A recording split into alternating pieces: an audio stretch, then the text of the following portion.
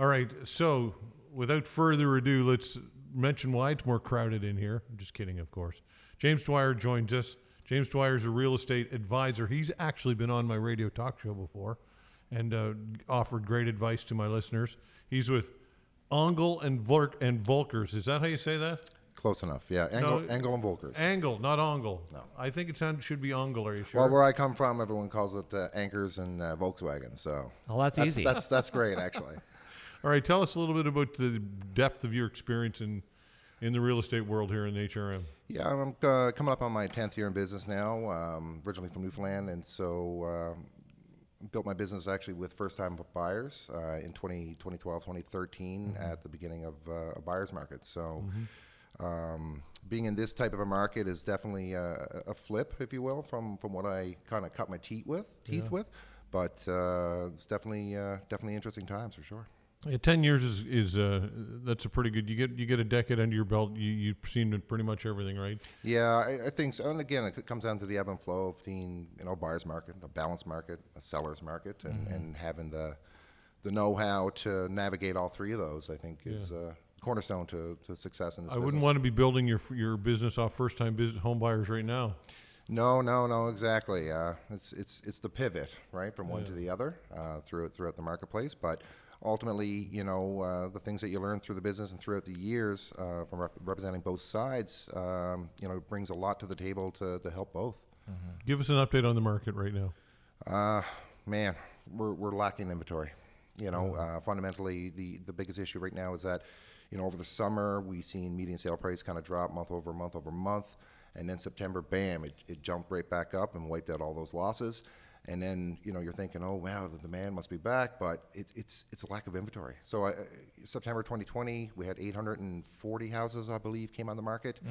September this year was just over 400. So, that's half the inventory. Yeah. And if anything we see in what happened in 2021 in January, February, March, I mean, it was the Wild Wild West.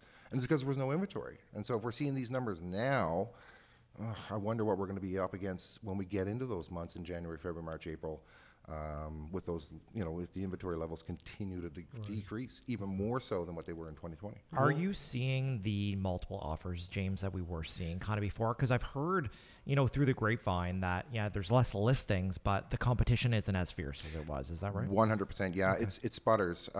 We brought on a number of listings over the last 2 weeks, and some have been just, traditional, lots of viewings, multiple offers, seen a lot of properties with deadlines come and go, and then all of a sudden your inbox is full the next morning because everyone thinks they're skirting around the competition. And I think it's just, buyers' evolution of how to handle this environment, right? They're not getting caught up into it as much as they were before. And I think it's just the evolution of the strategies for, real estate agents to get the best for their clients. So why are they not getting caught up into it in the way that they were before? I think we saw a lot of fatigue in the market, particularly leading up into the spring market of this year, and then over the summer. We've seen a subtraction a little bit of some of the interprovincial migration, and then the local buyer just kind of taking a step back, saying, you know what, maybe I'll take the summer, relax a little bit, and then the fall just kind of really pick things back up, especially with local clients. We've been able to get quite a large number of them into homes August, September. Right. So the people, Ontario, we heard about this kind of rush of people living in Ontario, Calgary, all these large areas, saying, hey, I can sell my property and go to Halifax or Nova Scotia and do quite well. Less of that's going on then? Is that what you're telling me? It would appear on the surface, yeah. I mean, they're still there. I mean, there's still a lot of that exodus coming through here, but we're starting to see a lot less. I really believe it comes down to the environment, right? So in the last shutdown in Ontario, and I believe they had probably one of the worst shutdowns in North America. Yeah, I would agree. And so what do you think most of these people were doing? They were on their phone all the time, and they were going, you know what, I got to get out of here. And they're looking at properties all day because they couldn't go anywhere, couldn't do anything. Yes. Right? Yeah. So I think that led to some of that, hotness that we felt in January, February, March. And then when their shutdown lifted, after our shutdown lifted, it was summertime. And I don't know if that about you guys, but I mean, if that was me, I think I would have sat back, and if I was living in Ontario, I'd be like, you know what, this is going to be my summer. Yeah. I'm not looking at real estate. I'm going to be living at the beach and, you know, to the bar and to the We've barbecue. definitely seen that lately. I can tell you that like every third call was a call from Ontario. Like James, Yeah. you saw this. We're not getting that influx of calls even in our office right now, which I think is interesting. Now, James, I have a good question for you. Earlier this week, the province was kind of floating around an idea of an additional maybe detransfer tax for out-of-province buyers. Have you heard any rumblings, for any consumers that are basically looking out of province now with this maybe, getting sworn into, law next year? I think when you look at the type of property that a lot of these people are looking towards, that extra 2%, I don't think it's going to make that much of a difference in their eyes, because they're coming from markets where their values of their homes are usually 2 or 3 times higher than ours. Yeah. So most likely they're financing very small portions, if at all. And so if you're throwing an extra $5,000, $10,000, $15,000 at them as an upfront expense, I think that's just the cost of doing business for them. I would agree. For sure. I think it should another be more tax grab for the government. Well, exactly. I think more importantly, though, if they were going to be doing something like a tax, I think they should have been looking at something like, you know what, maybe you defer detransfer tax for first-time home buyers to help stimulate that, because the first-time home buyer has more expenses than anyone else in the process of buying a home. 1.5%, right? And less cash. They have the least amount of cash, and they have to come up the most because they have no equity to work with, right?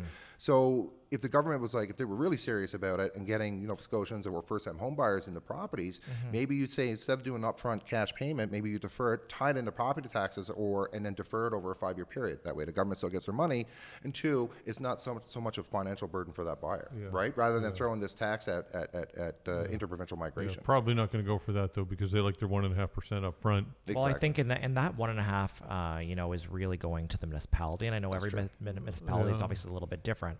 I'm curious, though, if maybe the province would visit something similar to what they do in New Brunswick and in PEI, where non-residents and properties that are rentals actually pay a higher property tax, going forward. Maybe that would be more of a deterrent if we're actually looking to defer or deter, people that are trying to buy rental properties or second homes or whatever in the province. I wonder if that would make it a difference. Yeah, I think it would, but I mean, you look across the board. I mean, Ontario just recently, we're talking to agents out there, and it's like secondary homes, cottages, camps, that sort of stuff. Like, they're non-existent on the market in Ontario. They don't even exist because they all got bought in 2020, right? Yep. And so they pivoted and said, okay, where else do we go? Okay, cool, Nova Scotia. I can get all that for practically nothing and be on the ocean, right? And so we're starting to see that pivot coming through. So I don't know if it's sustainable over the long term. And right? I don't think we really have. And I don't think we have the empty homes and the empty condos like they do maybe in some of these other markets. Because I know in BC and Ontario, that is a bit of the concern. Yeah. And I think, the real estate market there is inflated due to the demand, but there actually is supply that's just being tied up. Yeah, I think you're right on that. There was an agent in Ontario who, one of his clients actually wanted to know very specifically who was the buyer agents representing. Were they actually representing people looking to buy homes, or were these investors? Right. And for whatever reason, they wanted to sell somebody that was looking at it as a proper home. But they found it was about 80% were actually investors. And this is downtown Toronto. Wow. And so now they've made it part of their process as to collect that data to find out where these buyers are coming from. Because if you're seeing that level of investment coming out of Toronto, it's only going to trickle down to the rest of us, right? Yeah, I think that's a good point. Yeah, James, a question for you, owner at a time. When you have first-time home buyers and they've got their approval, we know what they're approved, and you have them out there and they're looking around and they're getting in bidding wars. How difficult is it to watch them lose these bidding wars and get frustrated? Because it's got to be part of it, and you have to obviously 100%. deal with that. Yeah, Tell us 100%. about that experience that you're dealing with right now. Yeah, no, without a doubt. I mean, a lot of this still really comes down to that initial conversation. I have it with all my first-time buyers. Like, it's hard not to fall in love with a home, right? I mean, you do stupid things when you fall in love with houses. Yeah. So I always say to try to keep my clients grounded. You got to look at this. A fundamental reason is it's a business investment first and foremost, right? Yeah. And when you can take it from that mindset, you're less likely to make some of those mistakes, some of those emotional decisions in the biggest purchase of your life. Like, that's the last thing you want to do, is to grossly overpay for any home. Unfortunately, in the market that we're in, you're probably going to have to overpay a little bit, but if you can kind of keep that within the right framework of the marketplace, if the market houses are selling like that, you just never want to be that guy, right? And that's part of my job, is to bring that information, to give that information to my clients so they can make educated decisions when they're making these offers. And you know what? I always tell them the same thing too, is that, you know what, there's a good chance you're probably going to lose a couple of these offers because guess what? Somebody is going to come in there and be that person that does this with their offer price. And it may not be a good decision because, you know what, they're probably making an emotional decision. What about people on the other side of that that are selling and it's probably a good thing they don't meet, right? They don't meet the people offering the homes because Usually. they might like them Yeah. and want to give them a deal or whatever. So Yeah, normally, you know, we always kind of keep that separation, right? Yeah. You know, as a professional, you know, service that we provide, I mean, it's creating that buffer, right? But so we don't get why them is it offers. important that buffer's in place, do you think? It's so that, you know, there's not rash decisions or Personality. or information that's given up in such a way that could hamper or hinder your opportunity to purchase or sell, right? Yeah. What do you think about these love letters? I'm seeing some of these come through. Yeah, I mean, How many love letters have you guys sent? What do you mean? Like in your life? I don't know. But like I'm seeing love letters coming in with these offers. Yeah. Oh, is that right? yeah, it was quite common a quite common tactic we've seen in 2020. Okay. And You it mean kind of love about the house? Well, it's almost like a letter of like why we want to buy your house. Oh, Well, I see. I could see me and my wife and raise our kids here, Oh. and our little dog Lucky will love the front Pull yard. at the heartstrings. Exactly, Yeah, right?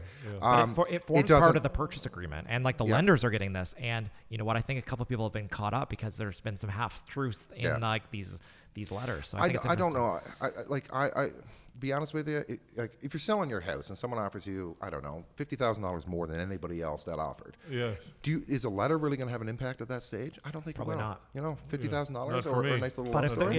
if there's two, it could work against them. Yeah, It could yeah. work against them. But I think, you know, if there's two offers and everything being equal, like which one do they pick? And in Exactly. some cases, they might really hate the letter. I don't know. Well, in the United States, be annoyed. In the United States, they actually banned them. NAR. Oh, have they? Yeah, Okay. they banned them altogether for multitude of reasons. Because you can also get discrimination through it too. Of right? course, yeah. And I think that's a really fun line for sure. Yeah. How do people get a hold of you? Easily, you can look me up at jamesdwyer.ca or check us out at anglevolkers.com. Just as simple as that. Yeah, Okay. And do you like Clinton? Clinton's wonderful. You just say that because he gives you business. I Oh, mean, no, it's no. reciprocal. It's You know, reciprocal, James yeah. probably sends me more clients than I send James. So, Okay. you know, All right. That's enough of the love in here. well, you know what? Love letters, love it all. It's Have not a love even, in. it's not even February, but it is Financial Literacy Month. There you So go. thanks for that. James, thanks for coming in. We appreciate your time. Thank you very much. That's James Dwyer. Is it Angle? Angle. Angle and Volkers. Good Lord, Todd, get it right. Angle and Volkers. We'll be right back on Mortgage 101, your guide to home ownership, right here on City News 95.7.